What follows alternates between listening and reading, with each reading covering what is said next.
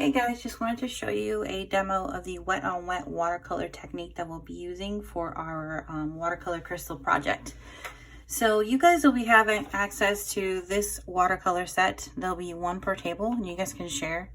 As you can see, there's a lot more variety in color that you're able to use.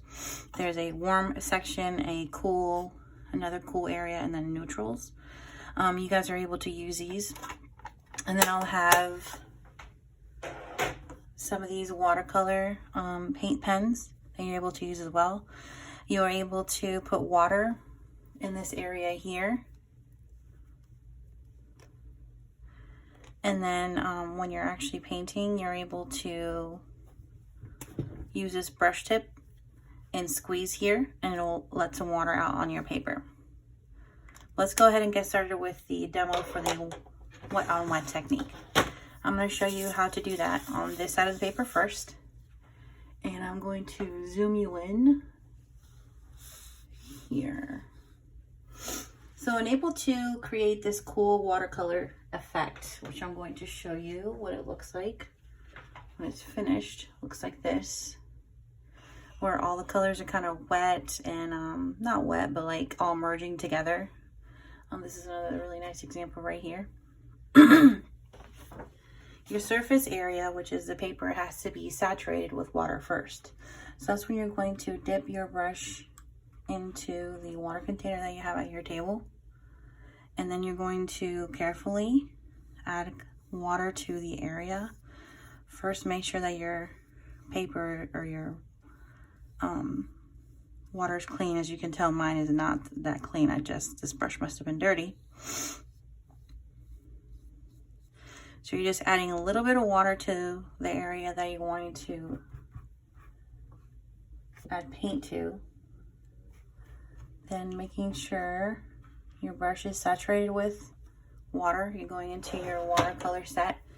I'm just going to use this one for now.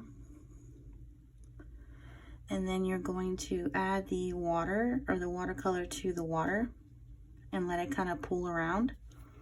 You can also go and grab more color, more of that same color or a different color, and you can kind of have your brush move the color around.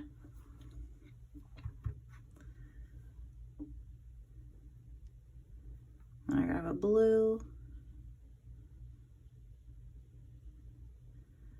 This project should be pretty reminiscent of the watercolor geodes that we did in Art 1 together. I'm going to grab this green.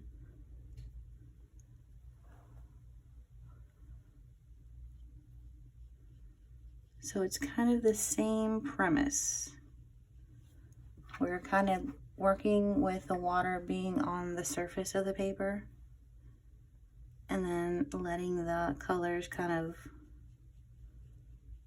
move around together. So if you're using a water brush, like if you're able to use one on your table, I'm gonna use one of my personal ones. You're able to squeeze it just a little bit and then the water will come through the end and that'll give you more water to kind of play around with. You're also able to grab color from the palette and paint with it as well. So if you're comfortable with using that, you're more than welcome to. You also have an option of using salt, just like the Geo project, and then placing it on the watercolor paper and the watercolor to have that effect. Hey guys, this is a continuation on the wet on wet effect. I wanted to show you what my current project looks like, but I wanted to show you a live demo on how to create this effect on your crystals. So I drew this crystal here, and I'm going to show you guys how to have the wet on wet effect on your crystal. So your page will be having several different crystals of your own personal design, or you can copy them from the designs that we practiced together. You'll have to have, I believe it was, I'll just put the amount of crystals that you need somewhere on the screen, but they all should be kind of clustered together in like a bouquet fashion, if you can say that. Anyway, let me show you how to go ahead and go about this wet on wet technique that I want you to practice on these crystals. So like I said before, you'll have to carefully paint water on the sections that you want to work on. Now, if this whole entire crystal was going to be one color or one group of analogous colors, I would just go ham and paint the whole thing. But it's actually a lot easier to work in sections. You want to make sure that your paper is saturated with water, but not like completely to the point where the paper starts to fall apart. So just enough water on your paper. Then you're going to grab the brush that you're working with. I prefer to work with these green brushes. And I'm going to start working with warm colors in this little area here.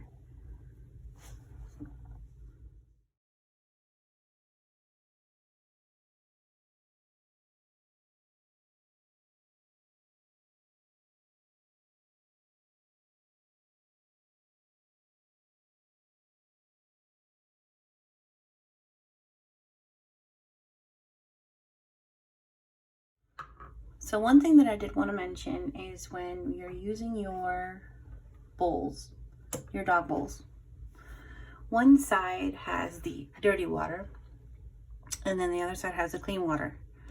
It would be a lot easier if you work this way, because as you see, I'm going to go over here and grab some clean water on my brush, grab some of this really bright yellow, make sure my brush is saturated with the color. I'm going to come back over here and add it to this area because I like the way it looks in the center. Maybe a little bit down here. Then I clean it off on this side. And then I'm grabbing new color or more color, and I need my brush to be saturated, so I'm getting some of the clean water. So that's just a tip that I have for you.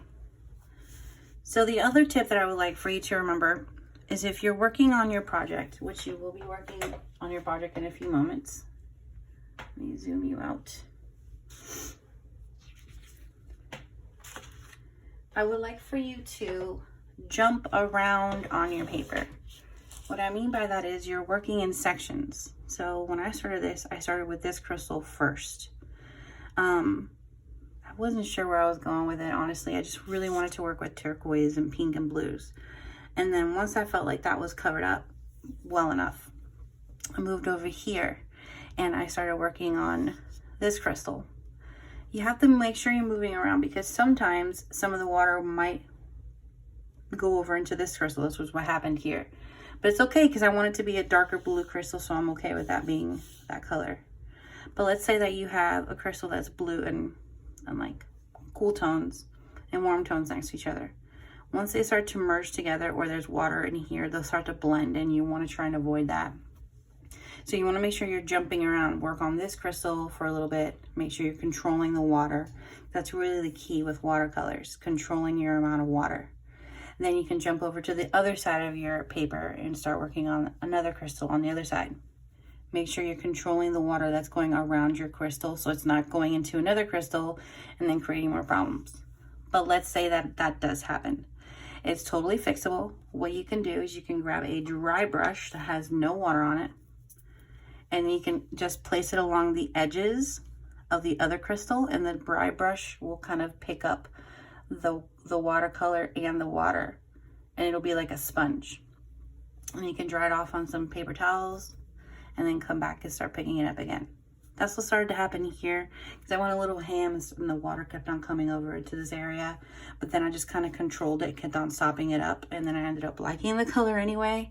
But that's the way that you can fix it. And remember, it's good to be flexible.